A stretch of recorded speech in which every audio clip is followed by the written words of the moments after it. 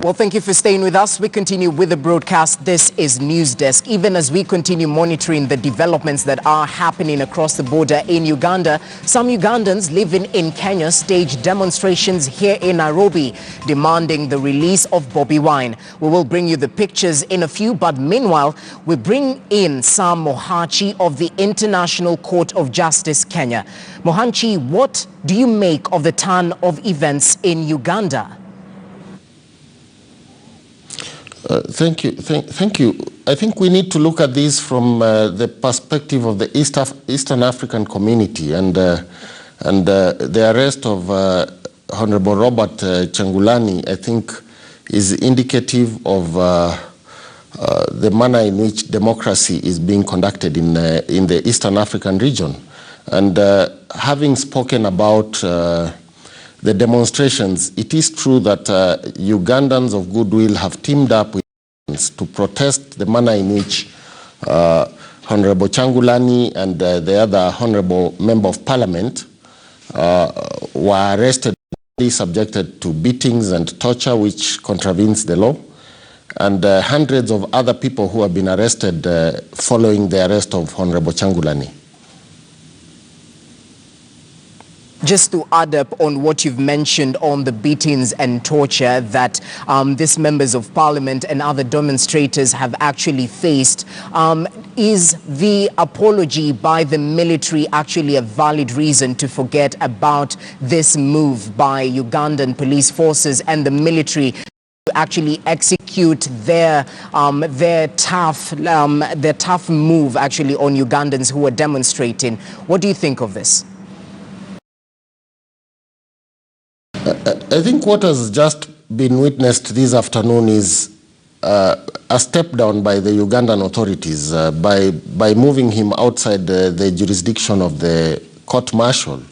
I think that is indicative of the impunity that reigns within Uganda and the militarization of politics by the Ugandan authorities. So we think that is a positive step. However, it's unfortunate that Honorable Kyagulanyi has been denied bail for a few more days. I think we as East Africans need to look at this thing in a far much more deeper way. The kind of protest that we are witnessing across the region is indicative of the desire of the people of the Eastern African community to live up to the aspirations of the Charter, which promotes democracy and human rights. Well, speaking of democracy and human rights, as we conclude, that is something that has not really been observed in Uganda, especially in the recent days.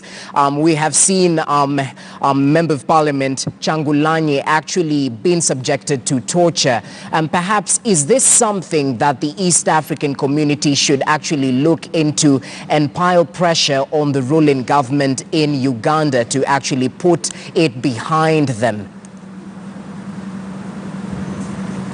I think we all have a responsibility within the Eastern African community to bring these concerns to the fore.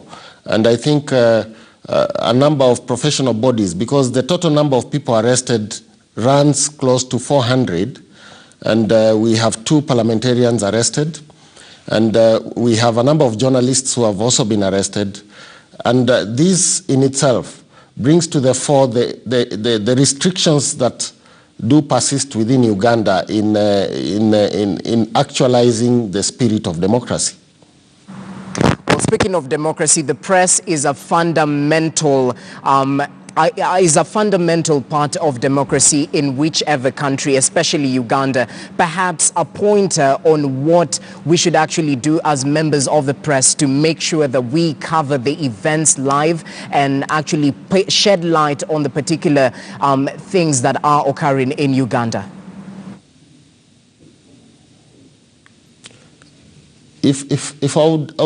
I think the freedom of press is something that has been periodically curtailed within Uganda, and I think this incident of Honorable Kyagulanyi should give us an impetus to demand more from the Ugandan authorities.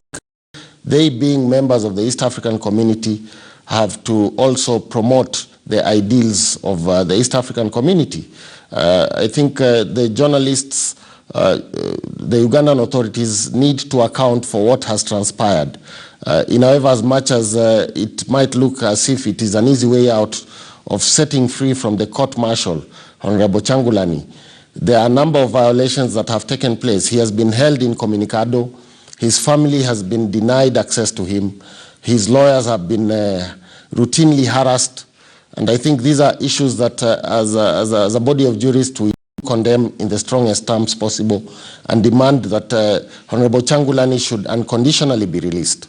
I think by moving him from the court to the municipal courts, that in itself does not remedy the infringement of rights that we have been subjected to. Well, thank you, Sam Muhanchi. That was the executive director, or is the executive director of the ICJ right here in Kenya. Thank you for making time. We'll definitely continue keeping tabs on the developments that are occurring in Uganda, even as Bobi Wine is still apprehended in police custody for 10 more days. Thank you so much.